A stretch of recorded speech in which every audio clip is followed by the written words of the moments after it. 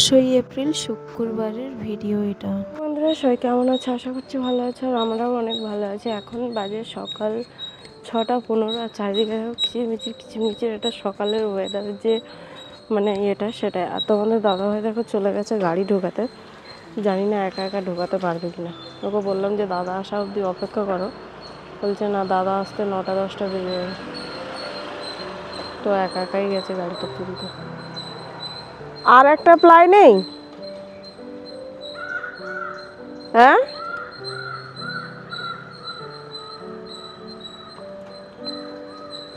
আর একটা প্লাই থাকলে ওখানটায় দিলেও হয়ে যেত। প্লাইটা এনে ওখানটায় পাতো না, ওই গেটেরটা, ওই গেটের প্লাইটা এনে এখানে পাতো। ওদিকে বাইরে বের করে দাও, রিক্স নিও না, বাইরে বের করে দাও। দুজন হলে ভালো হতো, একজন পেছনে থাকতো একজন সামনে থাকতো।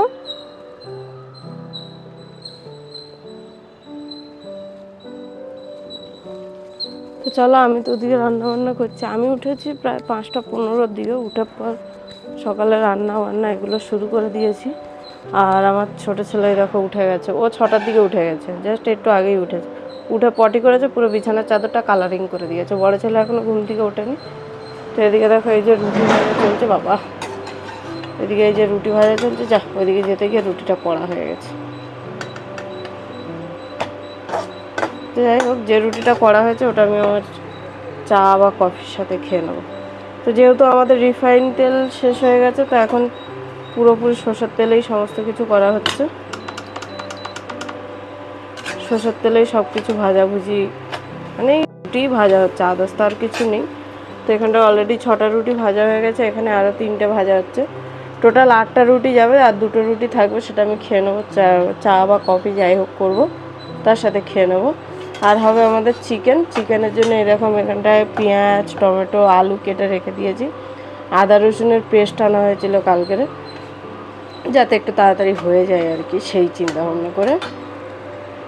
কারণ আদা ছাড়াও রসুন ছাড়াও ইয়ে করো, অনেক টাইম লেগে যাবে, সেই কারণে।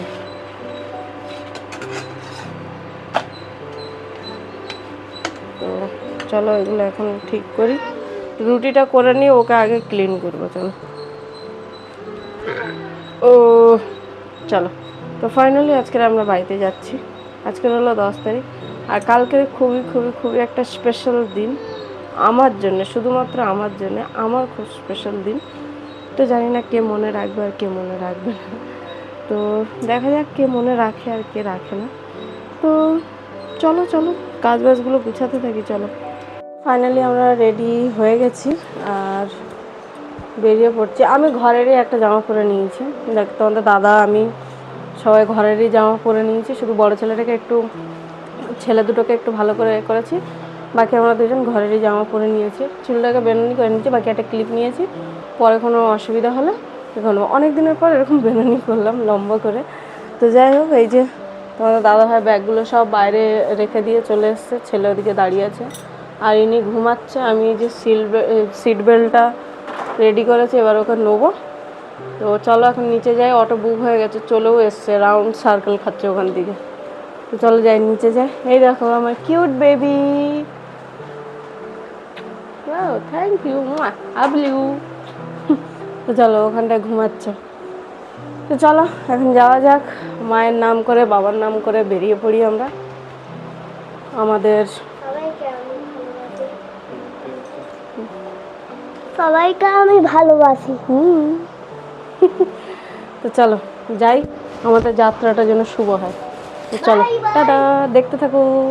তো এই যে এখন দেখো তোমাদের দাদাভাই ওষুধ ছড়াচ্ছে পুরো বিছানাটাতে, কারণ কি আরশোলা ছাড় পোকা, ওই জন্য ওই ওষুধ নিয়ে এসছে, সকালবেলা গিয়ে নিয়ে এসে ছড়িয়ে দিচ্ছে। কালকে সারাটা রাত ঘুম হয়নি, মানে এত বিরক্ত লাগছিল না বলার মতন না। যেই একটুখানি ঘুম আসে তন্ত্র আসে, সেই কুটুস করে কামড়ে দেয়, এত মানে জ্বালাতন করছিল বলার মতন না। পুরো ঘরটা বিচ্ছিরি গন্ধ হয়ে গেছে, বেরিয়ে যাই চলো। পুরো ঘরটা কিন্তু আমরা পরিষ্কার পরিচ্ছন্ন করে গুছিয়ে গাছিয়ে রেখে দিয়ে যাচ্ছি, যেহেতু ঘর পুরো খালি করে যেতে নেই, জল রাখতে হয়। কালকে তোমাদের দাদাভাই পুরো 1 ড্রাম জল এনেছিল, ড্রাম ভর্তি জল আছে, পটে জল আছে, বাকি বালতিতেও এক বালতি জল ভর্তি করে আমি রেখে দিয়েছি। আর এই যে বিছানার যেগুলো, ওগুলো ওই যে নিচে নামিয়ে দিয়েছি। কিছু কাপড় চোপড় ছিল, ওগুলোই কোনায় রাখা আছে। ওখানটায় করছে। চলো, চলে এসছে। ওই যে এটা কোম্পানি তো বোধহয়। তো এই দেখো পুরো ছাদটা কিন্তু পরিষ্কার করে দিয়ে যাচ্ছে ওরা। ওই কোনাটা একটুখানি মানে ফুল, সব ওখানে ফুল, গ্যাজরা কিছুই নেই। পুরো ঝাড় দিয়েছে তোমাদের দাদাভাই, ঝাড় ফাট দিয়ে পুরো পরিষ্কার করে দিয়েছে। গাছগুলোতে কালকে রাতে জল দিয়েছিল বলে এবেলা আর জল দেওয়া হয়নি। মেজদাকে বলে যাবে, মেজদা জল দিয়ে দেবে। এখন ঘুরে এসে দেখা যাক কটা গাছ পাই। চলো, এই যে কটা ব্যাগ আছে, আর সব ব্যাগ নিচে নামিয়ে দিয়েছে। চলো এখন যাই আমরা, চলো। মধু দাও। সমস্ত কিছু নিচে নামিয়ে নিয়েছে তোমাদের দাদা ভাই। এবারে আমরা যাব। আমাদের যেহেতু ওলা গাড়ি বুক করা হয়েছে, এখনো অবধি কিন্তু এসে পৌঁছায়। এই যে আমাদের যে বাংলো বাড়ির একদম সামনে যে ড্রেন লাইনটা, ওটা না আজকে আমরা 3 বছর এই জায়গাটায় 30 থেকে 35 বার অন্তত এই ড্রেনটাকে ঠিক করেছে। হ্যাঁ, আবারও দেখো নতুন করে করছে। জানি না এটা করতে কতক্ষণ লাগবে। না আজ আর কিন্তু এখানে শেষই হচ্ছে না। তো দেখো তোমাদের দাদা ভাই যখনই ওটা পার করতে গেছিল, ওই সাইডে না তক্তাটা কেমন হেলে যাচ্ছিল। তারপরে যেমন ওই যে একে একে সমস্ত ব্যাগগুলো নিয়ে এসে তোমাদের দাদা ভাই তুলে দিচ্ছে গাড়িতে। আর এই যে আমাদের যে বাংলো বাড়িটা, ওটা নিচে অফিস, আর আমরা থাকি ওপরে। এই যে আমরা যাচ্ছি, আসবো প্রায় 15-20 দিনের পরে, আরো বেশি ছাড়া কম হয়তো না, বা মাসখানেক হতে পারে। এখানে আমাদের এই যে একটা লম্বা টাইম যে কেটে গেছে এখানটায়, পাক্কা 3টে বছর আমরা কোথাও যাইনি। দেশে এই 3 বছর পরে যাচ্ছি। সত্যি খুবই একটা ইমোশনাল মনের মধ্যে কাজ করছে। তো চলো, আমরা দেখো গাড়িতে কিন্তু বসে গেছি। দেখো ইচ্ছে থাকুক না থাকুক সেটা বড় কথা নয়, কিন্তু এই যে ট্রেনে উঠবো বলে যে আমরা যে গাড়িতে বসেছি, সেই বুকের মধ্যে একটা ঢিপঢিপানি কিন্তু আলাদা, যে হ্যাঁ আমরা দেশে যাচ্ছি ফাইনালি।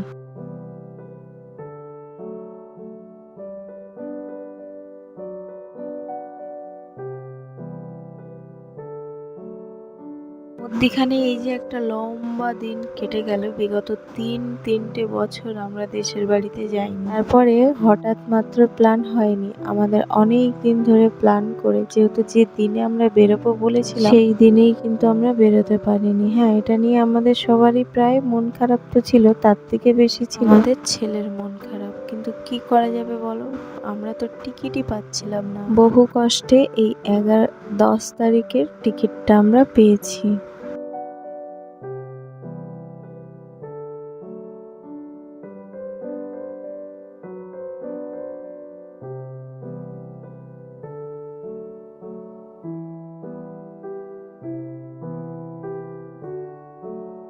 আমরা যে প্ল্যাটফর্মটা থেকে উঠি সেটা হলো বেঙ্গালুরু SMVT।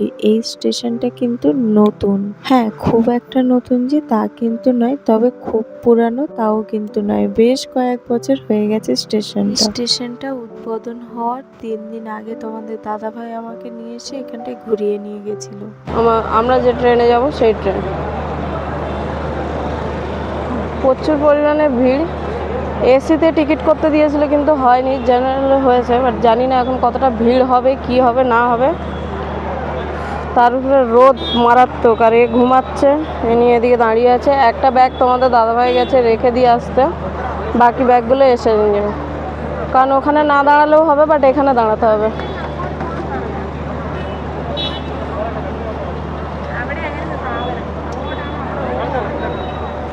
নিজের ব্যাগ নিজেই নিয়ে যাচ্ছে। উঁচু কর দাও। হ্যাঁ, এই চ।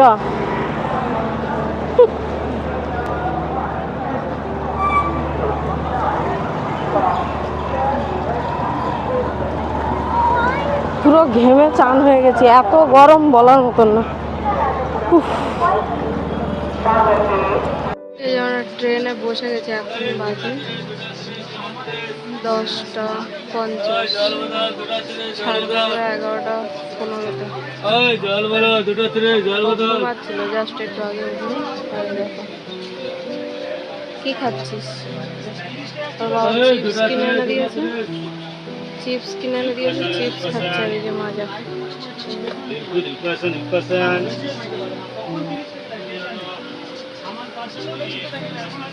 যা গরম বলার মতো না। চলো, আমাদের ট্রেন ছেড়ে দিয়েছে, এখন যাচ্ছি। অ্যালার্ম বাজছে। খুশি? হ্যাঁ, কতটা খুশি আছিস? লাখ ঝোড়া হুম? 25। সেই ইশারায় কথা বলে। তো দেখো ও এখন খাচ্ছে মিষ্টি দই। কি ট্রেন কিন্তু একদমই লেট করেনি, একদম সময়ে ছেড়ে দিয়েছে 11টা 15।